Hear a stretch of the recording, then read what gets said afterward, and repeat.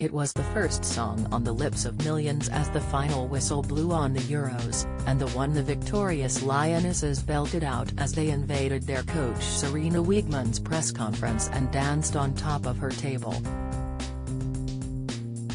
Frank Skinner, who penned football's most famous song with David Baddiel and the Lightning Seeds 26 years ago, is just as thrilled their song is being sung across the nation again, as 56 years of hurt finally came to an end. "And I quite like it an octave higher," he smiles. "It's brilliant. I've always said anyone bringing it home would make me really happy, whether it's the men or the women." The comedian adds, "The women were fantastic, it's been cracking football. Watching it, I really thought, this is just about loving football, I couldn't care less about their gender, it was just a brilliant performance." But Frank was less happy at the way his 10-year-old son Buzz found out he was behind the rousing anthem. When an over-enthusiastic cabbie scuppered his plans to tell him himself. "Has always known him a comic, but the Three Lions thing I thought he'd tell him about when he was a bit older," he explains. "I was going to wait for a special moment to say it to him for the first time. I imagined telling him in my rocking chair, playing this old football song. Then we were in a minicab and the driver said, 'Hey, I've got your dad's song on tape,' and he put it on, and he didn't know what was going on." The unexpected revelation did send his dad soaring in Buzz's estimations. "I've been at an England game with him when the crowds have all been singing it, and Hess waving his flag and singing," says Frank. "Every dad wants to occasionally be their son's hero, and that was amazing. He thinks I'm much more famous than I really am. But then I've been on the bus with him and has been singing the song, and people look at me like, you've taken this child and forced those words into him." Which is not true. Frank, 65, says there are benefits of being an older father. He says, "It's all worked out pretty well. People say, have you found you've had to really grow up since you became a parent? And I say, well, I spent the morning pretending to be a crocodile playing a guitar, so no. More comedians should try it. It's like endlessly having to come up with entertaining talk." Buzz, Frank's child with longtime partner Kath Mason, also appears to have inherited his dad's funny bone. "He does prop jokes," says Frank. "Recently he told me there was a leak in the toilet, so I went in there and he'd put an actual leak, the vegetable, in there." While he's proud of his son's humor, he reveals two things that disappoint him. Frank, a lifelong West Brom fan, says, Hess into his Tottenham Hotspur, which is a constant source of tension in the house.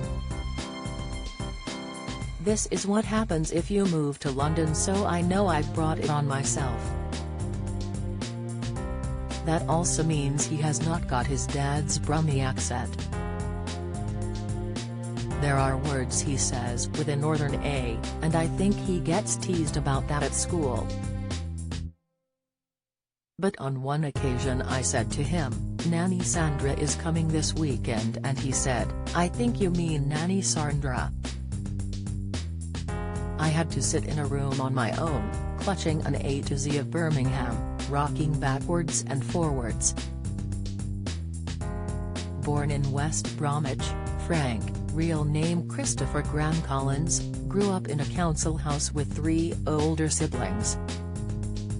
He worked as an English lecturer at Halesowen College until giving stand-up comedy a go. In 1987 he spent £400 of his last £435 booking a room at the Edinburgh Fringe Festival, then 4 years later returned to win the Perrier Award, comedy's most prestigious prize.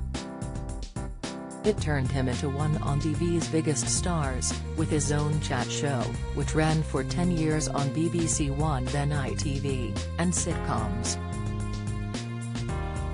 His most recent TV stint, as the host of BBC Showroom 101, ended after 6 years in 2018. Frank, who has a Saturday show on Absolute Radio, was preparing to return to the Edinburgh Fringe this year for a month-long residency. But sadly yesterday the run was cancelled. A statement read, "Due to a family health issue, Frank Skinner is unable to travel for the foreseeable future.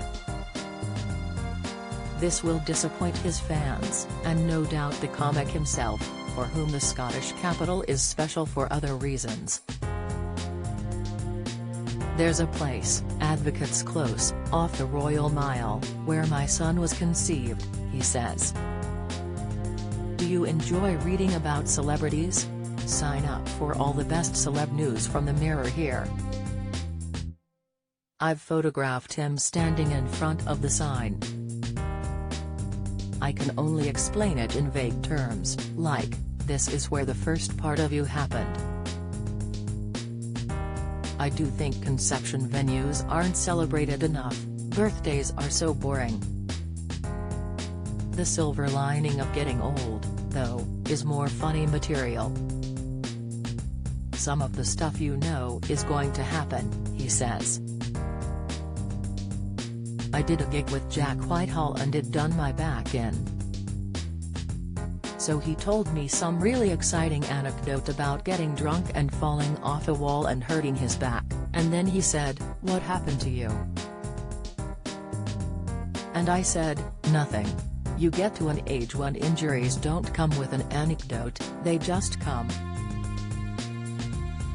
I've found I can't bite into an apple without pressing down onto the top of my head. I don't have the jaw strength to do it unassisted." So it all becomes potential comedy material. Of all the highlights of the last 3 decades, it's clear It's Coming Home is one of his proudest.